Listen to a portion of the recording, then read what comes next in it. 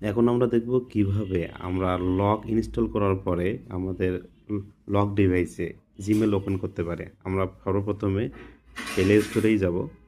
Play স্টোরে যাওয়ার পর এখানে সাইন ইনে ক্লিক করব। এখানে দেখেন একটা অপশন আছে ক্রিয়েট অ্যাকাউন্ট। ক্রিয়েট অ্যাকাউন্টে আমরা ক্লিক করব। করার পরে আমরা কি করতে পারি, এখানে মাই পার্সোনাল ইউজ করতে পারি, ফর ওয়ার্ক করতে পারি। আমি পার্সোনাল ইউজ দিয়ে দিলাম। এরপরে আমরা কি করব, ফার্স্ট নেম, যেটা আসলে আমাদের ফার্স্ট নেম বলতে নামের প্রথম যদি বলি আমি এমডি, তারপর যদি আমি দেই নাজমুল,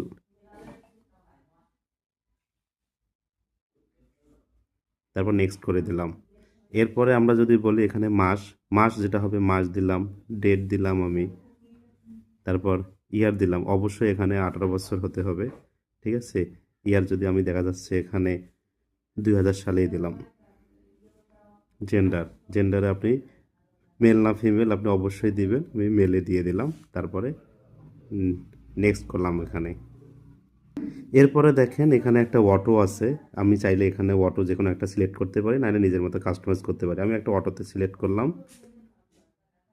সিলেক্ট করে আমি এখানে নেক্সটে ক্লিক করে দিলাম। এরপরে এখানে বলছে পাসওয়ার্ড, ক্রিয়েট পাসওয়ার্ড। পাসওয়ার্ডটা এমন একটা দিলাম, সাপোজ আমি নাজমুল নাম, এন বড় হাতে দিলাম, NAZMUL, নাজমুল। তারপর আমি কি করলাম, @ দিলাম 1 2 3 4 5, এরকম করে একটা পাসওয়ার্ড ক্রিয়েট করলাম। পাসওয়ার্ড ক্রিয়েট করার পরে আমি নেক্সটে ক্লিক করলাম। ক্লিক করার পর দেখেন এখানে নেমটি নাজমুল চলে আসছে অলরেডি। হ্যাঁ, তারপর আমি এখানে নেক্সট করে দিয়ে দিলাম।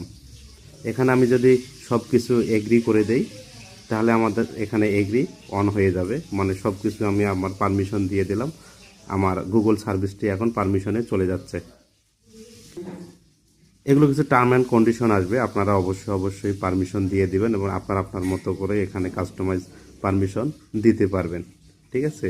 চাইলে যে কোনো আপনি অন করতে পারেন, যে কোনো আপনি ইনস্টলও করতে পারেন, এখানে কোনো সমস্যা নেই।